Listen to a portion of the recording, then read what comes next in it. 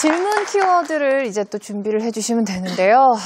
지금 곤란합니다, 교수님. 요하문명, 뭐 고기, 뭐 여신상 이런 얘기를 들었는데 똑같은 얘기를 분명히 들었는데 정반대의 결과를 내주시니까 너무 헷갈려요. 무슨 얘기를 해야 될지를 모르겠어요.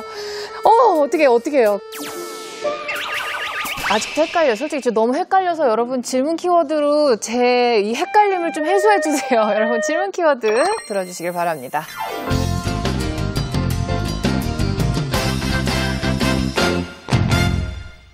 저번 주 우시라 교수님께서 주류 사학계가 그 요하문명을 안 다루는 것에 대해서 답답하다고 하셨는데 교수님께서는 역사 교육과 교수시니까 주류 쪽이 있다고 생각을 하는데 교수님께서 그 발언에 대한 생각이 궁금합니다.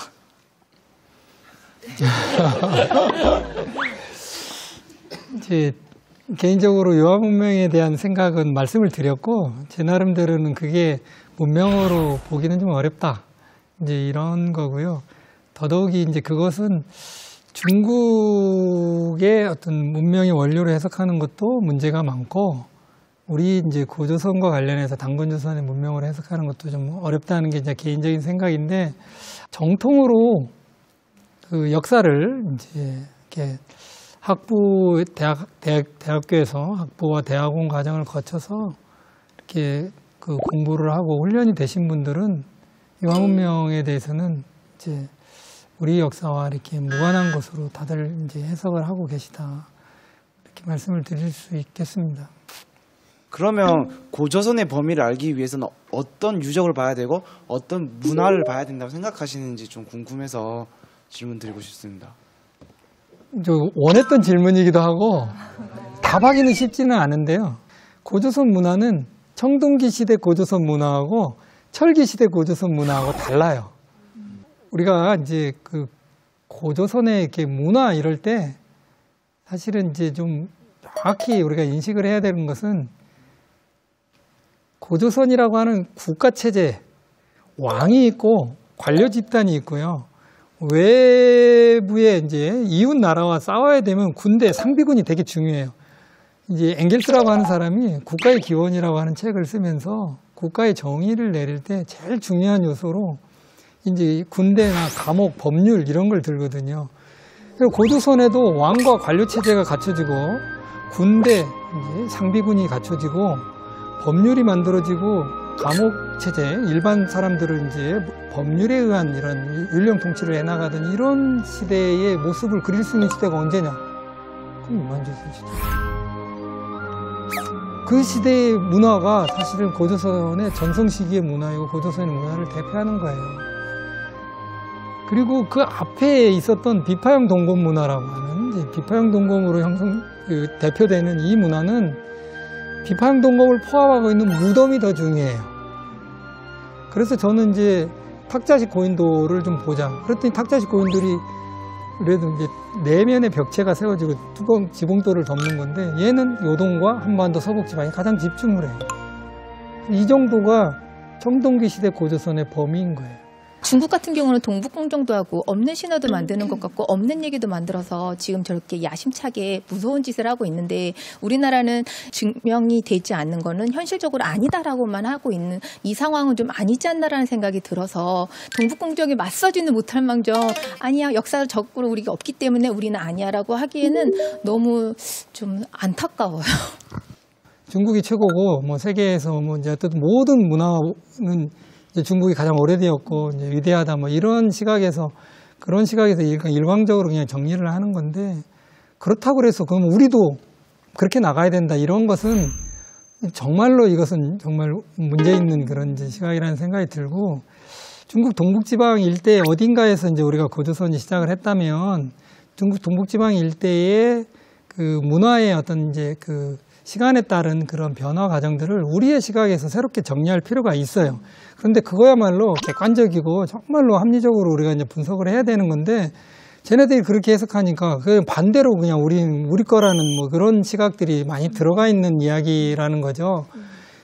어찌됐든 좀 우리가 그 중국의 동북공정에 이렇게 대응을 참 2003년부터 좀 뜨겁게 이렇게 했는데 저희들은 이제 이렇게 우리 질문하신 이제 김희진 선생님처럼 그런 시각 속에서 사실은 어떤 전략도 없이 그냥 맞대응하는 식으로 이렇게 좀 약간 소모적으로 이렇게 했어요.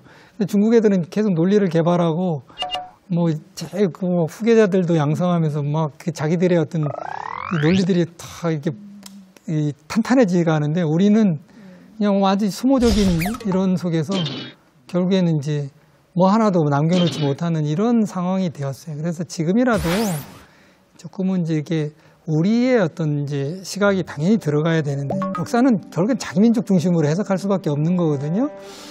이제 우리의 시각에 맞춰서 조금 더 고고학 자료도 치밀하게 객관적으로 보고 문헌자료를 해석할 수 있는 부분들을 그래서 종합적으로 좀 우리의 시각 속으로 이렇게 새롭게 정리하는 작업이 필요하다. 이제 아까 말씀드린 요하 문명도 그런 부분에서 우리가 조금 더 치밀하게 이렇게 그 이후의 단계들을 설명을 해줘야 이제 고조선으로 이렇게 해석할 수 있는 여지들이 좀 있을 것 같다. 이런 말씀 드리고 싶어요. 두 생각이 중국 동북공정이나 일본의 역사, 교과서 왜곡 같은 문제들이 최근에도 발생을 하고 있는데 그렇다면 앞으로 과연 저와 같은 사람들, 우리가 해야 할 일이나 할 수 있는 일은 어떤 게 있을지 혹시 이에 대해 생각을 갖고 계신 게 있을지 궁금해서 질문 드렸습니다. 마지막으로 우리는 어떻게 살아야 될까 이 부분을 말하기가 쉽지 않습니다. 이제 우리야말로 이럴수록 정말로 냉철한 이런 이제 판단을 좀 해야 되는데 우리의 현실은 어땠냐면 그런 상황 속에서 학자라고 하는 분들이 정말로 이렇게 진지하게 연구실에 앉아서 이제 정말 역사적인 내용들을 이렇게 밝혀내는 게 엄청 힘들거든요. 많은 자료들을 모아서 이걸 어떻게 이제 과거 그 시대를 복원을 해내야 되는데 그런 진지한 작업을 할 수 있는 상황들을 못 만들어요. 중국이나 일본 학계의 그런 흐름에 대해서 단편적인 대응 이런 것보다는 좀 이제 우리가 지금 현재 해야 될 일들을 좀 냉철하게 찾아보고 이제 일단은 기본은 자기가 전공하는 부분에 이제 그 어떤 연구 성과들을 쌓아가고 학문적인 수준이 높아야 그게 다 국력인 거니까 이제 그런 쪽에서 노력을 해야 되지만 또 국가적으로 역사학자들이 또 해야 될 부분들이 있다면 좀 더 이렇게 머리를 맞대서 이렇게 모색을 하고 이제 남북 관계라든지 어쨌든 한중일 관계 속에서 이렇게 좀 풀어서 역사학자들이 나서서 해야 될 부분들을 좀 찾아가지고 일들을 좀 해야 되는 그런 상황인 것 같습니다. 네, 감사합니다. 자, 저희가 지난주에 이어서 이번 주까지 단군과 고조선에 대한 이야기를 나눠봤는데요. 역사는 해석학이라고 하잖아요. 오늘 아마 여러분들이 역사는 해석학이라는 거를 아마 피부로 직접 느끼신 계기가 된 것 같습니다. 자, 같은 것을 보고도요, 전혀 다른 해석이 가능하거든요. 그래서 혼란스러울 수도 있지만 여러분 그 기분이 어떤가요? 나쁘지 않죠? 계속해서 질문을 통해서 여러분 질문을 이어가고 그 질문에 질문을 또 하고 이런다면은 역사의 또 새로운 면을 발견할 수 있을 거라고 생각을 합니다. 자, 오늘 질문은 여기까지 받겠습니다. 저희는 다음 주에 다시 찾아오겠습니다. 고맙습니다.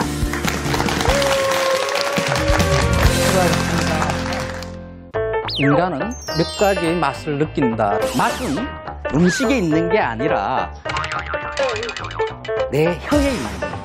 왜 단 거 먹으면 짠 거 먹고 싶고 짠 거 먹으면 단 거 먹고 싶고 그런 거예요? 단맛이라는 것에 대한 정말 강렬한 쾌락이거든요. 와, 얼마나 맛있겠죠? 근데 기분이 좋아. 여기 환각 파티가 일어나는 거예요. 설탕을 갖다가 막 퍼넣어. 괜찮아요. 단맛이 주는 이런 중독성,